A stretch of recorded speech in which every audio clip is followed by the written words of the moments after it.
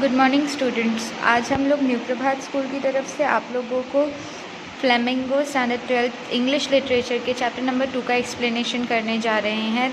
Lost springs, stories of stolen childhood. यहाँ पर ये स्टोरी जो है वो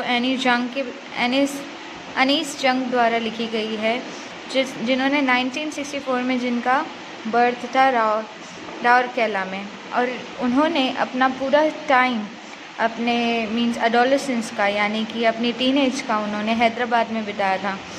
अनीस जंग 1964 was born in Rourkela and spent her childhood and adolescence in Hyderabad.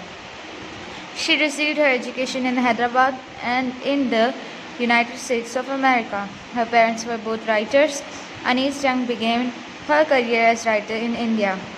She has been an editor and columnist for major newspapers in India and abroad, and has authored several books.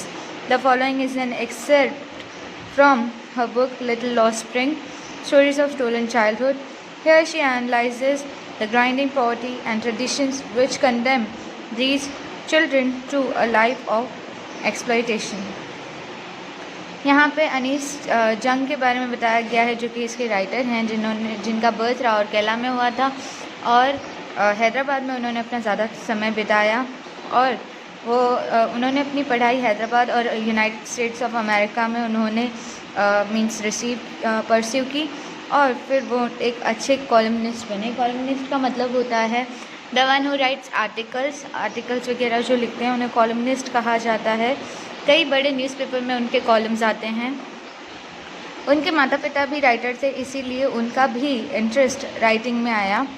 उन्होंने उनकी जो एक पूरा story का section है, उसमें से ये सेक्शन लिया गया है, lost spring stories of stolen childhood. ये उसमें का एक हिस्सा लिया गया है, और इसमें हम लोगों को गरीबी और उससे जुड़े रीति रिवाज और बच्चों के साथ होने वाली नाइंसाफ़ी के बारे में बताया गया है।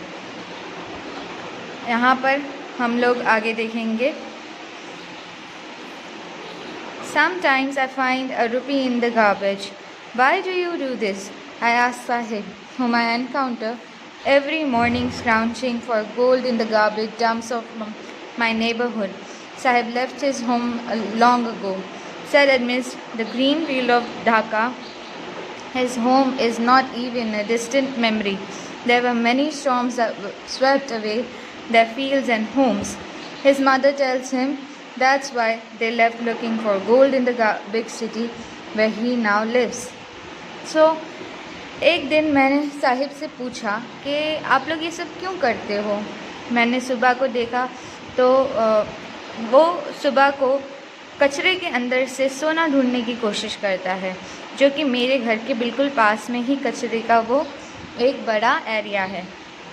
साहिब ने कहा काफ़ी समय पहले ही अपना घर छोड़ दिया था और यहाँ पर आकर ढाका की हरे भरे खेतों को छोड़ यहाँ रहने आ गया था। तो वो कहता है अब वो सब पुरानी यादें बन के रह गया है, क्योंकि जब हम वहाँ थे तो उसकी माँ बताती थी कि वहाँ सब तूफ़ान और बाढ़ वगैरह आने की वजह से सारी चीज़ें जो थी वो धुल के चली गई, उनके खेत, उनकी सारी चीज़ें। इसीलिए वो और उनके परिवार के लोग सभी यहाँ आकर रहने लगे, बड़े शहर में सोने की तलाश में।